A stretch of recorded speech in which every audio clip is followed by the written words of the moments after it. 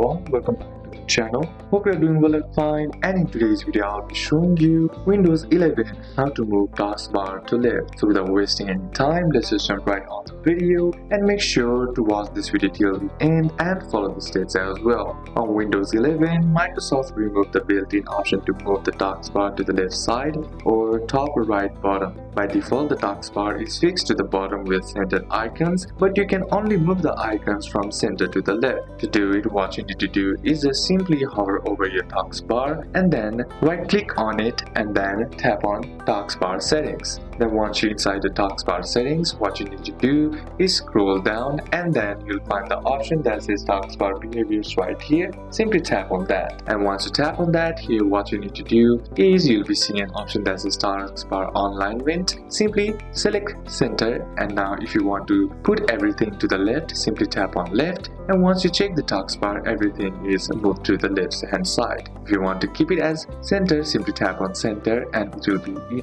on the center. So these are a couple of steps that you can apply, and that's it for today's video, guys. Hope this video was useful to you. Leave a like if it did, comment down any questions that you have, and see you soon on the next one.